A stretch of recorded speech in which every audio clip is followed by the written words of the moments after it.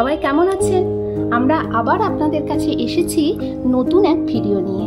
আজকে আপনাদের এমন একটি সুন্দর দৃশ্য দেখাবো যা দেখার পর কিছুক্ষণের জন্য আপনাদের মনে এক অন্যরকম প্রসন্নতা এনে দেবে। সেটি আমাদের আজকের ভিডিওর মূল চমক। তবে এই সুন্দর দৃশ্যটি দেখানোর আগে চলুন এই সুন্দর দৃশ্যটি যাকে ঘিরে তার সম্বন্ধে কিছু অজানা তথ্য আমরা জেনে নিই। এবার বলি আজকের মূল আকর্ষণ যাকে ঘিরে, সেটি হলো সরজু নদী। এই সরজু নদীটির নাম সেই পৌরাণিক কাল থেকে আমাদের সবারই জানা। ভারতবর্ষের অন্যতম তীর্থক্ষেত্র হলো অযোধ্যা, আর সেই অযোধ্যার পাশ দিয়েই বয়ে গেছে এই সরজু নদী। এই নদীটির অবস্থান হিমালয় পর্বতমালা, উচ্চতা প্রায় 4150 মিটার, দৈর্ঘ্য প্রায় 350 কিমি। তবে এই নদীটির একটি পৌরাণিক গল্পও আছে। শোনা যায় বিষ্ণুর অশ্রু থেকে নাকি এই নদীর উৎপত্তি। একসময় শঙ্কাসুর নামক এক অসুর ব্রহ্মার কাছ থেকে চতুর্বেদ চুরি করে সমুদ্রে ফেলে দেয় ও তারপর নিজে লুকিয়ে পড়ে।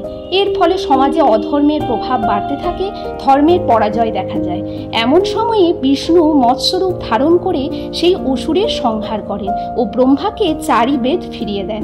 তবে ধর্মের জয় দেখে বিষ্ণুর চোখ থেকে আনন্দাশ্রু ঝরে পড়ে। ব্রহ্মা তখন নিজের কমণ্ডলে সেই অশ্রু সঞ্চিত করে কৈলাস মানস সরোবরে নিরাপদে রেখে দেন। পরবর্তীকালে শোনা যায় যে বৈবস্বত নামক এক রাজা ধনুক নিক্ষেপ করে এই জলকে মানস সরোবরের বাইরে বের করেন। তারপরেই এই জল থেকে একসময় এই সরজু নদীর উৎপত্তি হয়। এই ছিল সরজু নদীর কাহিনী। চলুন বন্ধুরা, আর বেশি কথা না বাড়িয়ে আমরা সরাসরি চলে যাই আমাদের মূল আকর্ষণ সরজু নদীর ধারে আজকের সন্ধ্যা আরতি দর্শনে। বন্ধুরা দেখুন, সন্ধ্যা হয়ে গেছে। চারিদিকে ধূপ ধুনোর গন্ধ আর প্রদীপের আলোয় এক সাজো সাজো রব। সন্ধ্যারতি শুরু হয়েছে। চলুন আমরা রামলালার কথা স্মরণ করে সরজু নদীর এই আরতিকে উপভোগ করি।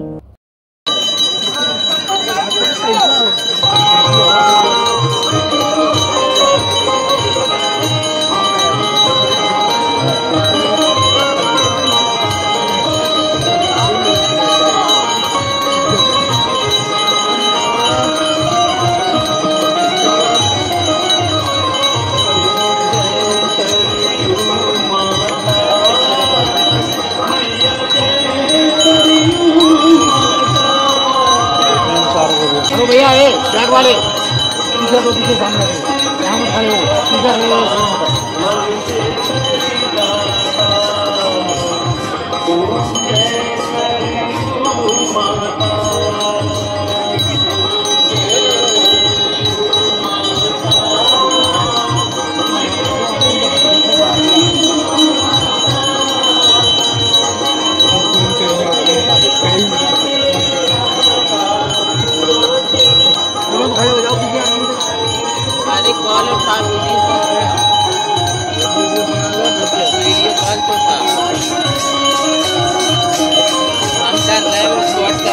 उधर रखो प्लीज। आदमी खड़े हो सकते हैं आपके सामने साथ ही बराबर।